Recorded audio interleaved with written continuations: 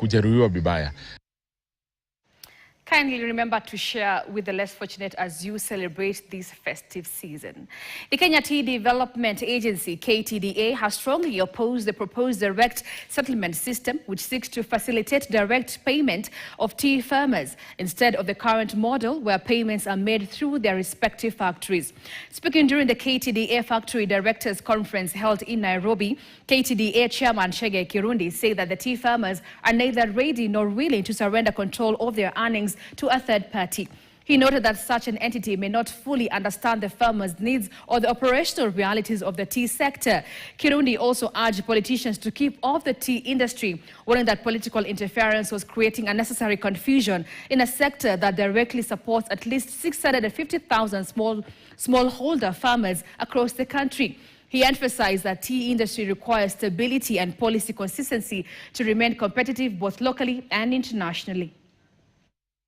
Our focus remains firm to stabilize performance, enhance operational efficiency, and unlock new, reliable revenue streams for long term. Directors, we have taken cognizance that we cannot rely on tea alone.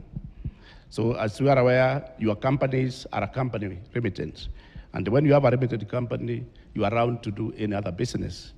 So it is upon us to really see what else can we do so that we can support the tea as our main crop. I want to confess that last year was a bad year for us. Like any other business, last year was a bad year for us because of various reasons. One was low crop. We did not have a lot of crop last year compared to the other year. However, all is not lost.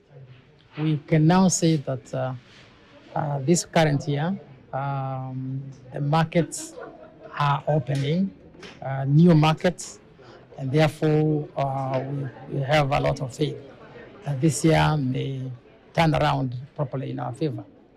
So we were discussing the way forward of the tea industry. We are aware that politics has also interfered in our system, and you know very well business cannot mix up with politics. But we are managing it in terms of giving the facts and the truth about the operations of this company. We have also gone to a parliament to explain the performance of the factories,